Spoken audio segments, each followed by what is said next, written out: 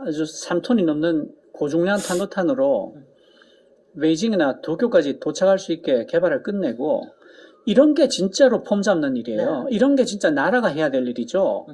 그 마이크 앞에 가가지고 있어 보이는 어떤 한마디 한 다음에 돈 17조 날리는 거는, 그거는 사람이 할 일이 아닙니다. 네. 아니 뭐 사람은 해도 되는데 그쵸, 국가의 대통령이나 정치인이 해서는 안 되는 굉장히 일이죠. 그 유치한 행동이죠. 네. 그 이제 초딩은 해도 돼요. 네네. 그러니까 그래서 지금 그- 이제 그- 이렇게 정권 교체 네. 여론이 높은 거에 지금 첫 번째가 번째가 이제 트럼프에 관련된 이런 프레이밍 네, 이런 그게 이제 것들이 너무 한국에- 심각하게 있다. 한국에 어떤 것하고 맞물리냐면요. 한국이 그 피싱 메일에 대한 구분 능력이 세계에서 최하위다라는 네네. 조사가 나왔잖아요. 보이스피싱 예. 이런 것들. 그래서 왜 그런가 했더니 한국 사람들이 사실과 네. 의견을 구분할 수 있는 능력이 세계 최하위로 나온 거예요. 그런 교육을 받은 적이 없다. 네네. 그러니까 한국에서 가짜 뉴스가 왜 카톡으로 그렇게 많이 돌아다니는가가 이 숫자에서 나오는 겁니다. 네네. 그러면 이게 이제 첫 번째예요. 그 알트팩트나 포스트 트루스가 굉장히 번창할 수 있는 여건이 마련돼 있고, 네. 그게 실제로 먹히고 있다. 음흠. 근데 그게 어디서 왔느냐 네. 하면, 그게 사실은 끔찍한 빈부격차에서 오고 있다. 네네. 한국이 제가 가지고 온 자료도 있습니다만, 빈곤 탈출률이라는 지표가 있어요. 네. 빈곤 탈출률이 뭔가 하면, 정부의 조세 재정 정책의 결과로 빈곤선 밑에 있던 사람들이 그 선을 넘어갈 수 있는 비율을 말하는데요. 네. 이게 OECD 평균이 64%점이 되는데, 네. 한국이 10% 후반에서 20% 초반입니다. 아, 이건 참 심각해요. 끔찍합니다. 네. 거기다가 더 끔찍한 것은, 연령과 빈곤 탈출을 보면 노인들, 네. 노인들에서 OECD하고 갭이 가장 크게 벌어집니다. 60대 이상에서 한국의 숫자가 24.1%인데 OECD 평균은 80.8%예요. 그럼 왜 노인들에 대해서 OECD가 이렇게 더 많은 지원을 하는가? 노인이 더 취약하기 때문입니다. 그렇습니다. 노인이 되면 일단 일자리가 사라지고요. 두 번째는 일을 줘도 못합니다. 건강이 받쳐주지 않고 눈도 안 보이고 무릎도 아프고. 근데 한국 같은 경우는 이게 너무 낮으니까 폐지를 죽다가, 그러니까 외국 사람들이 한국 와서 굉장히 많이 놀라는 것 중에 하나가, 폐지 줍는 노인이 왜 이렇게 많은가요? 네.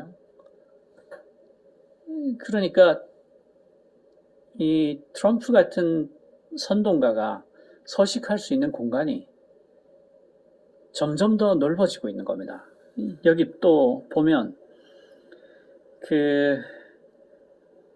자살률 1위죠, 한국이. 네. 출산율은 37위에 그칩니다. 네. 산재 사망률은 1위입니다. 국가행복지수는 35위입니다. 네. 나쁜 건 다 1등이고 좋은 건 다 30분 바깥이에요. 네. 거기다가 2018년도에서 2019년 기준으로 OECD, 그 경제협력개발기구 조사에 따르면 한국이 상대적 빈곤율이 4위입니다.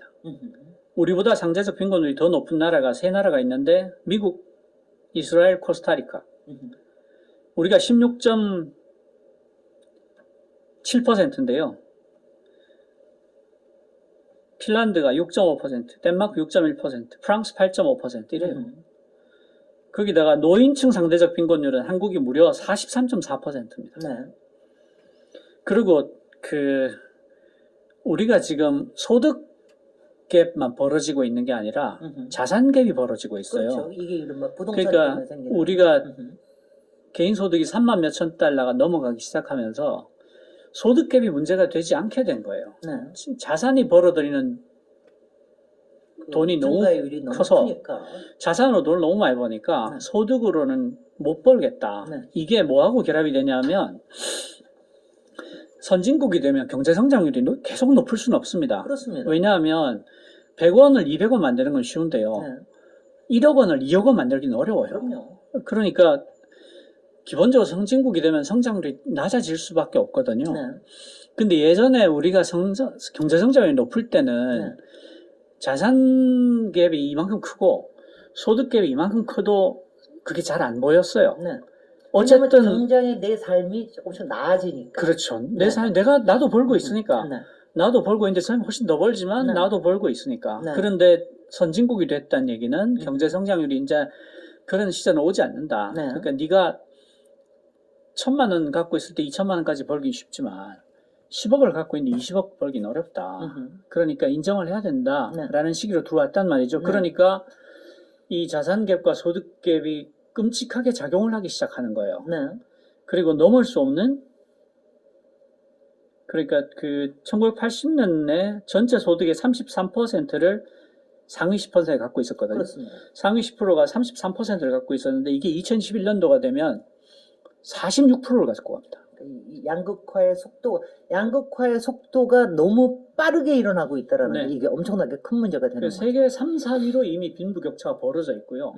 피케티 지수라는 게 있어요. 네. 피케티 지수가 뭐냐면 그 한 사회에서 평균적인 소득을 올리는 이들이 부를 쌓는데 얼마나 시간이 걸리나. 그러니까 네.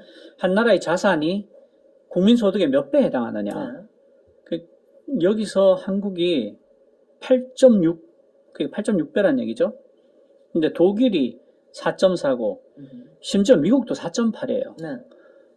그러니까 더 근본적인 원인을 보자면, 왜 트럼프 같은 말도 안 되는 선동이, 알트팩트니 포스트 트루서링 같은 누가 봐도 명백한 사기가 5년 뒤 한국에서 똑같이 되풀이되는가?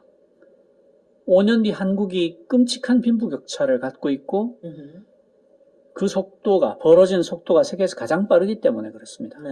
그러니까 트럼프를 키운 거죠. 네. 그러니까 외형적으로 보면 GDP도 너무 높아졌고 네. 외환 보유고도 높고 국방력도 단군 이래 가장 강하고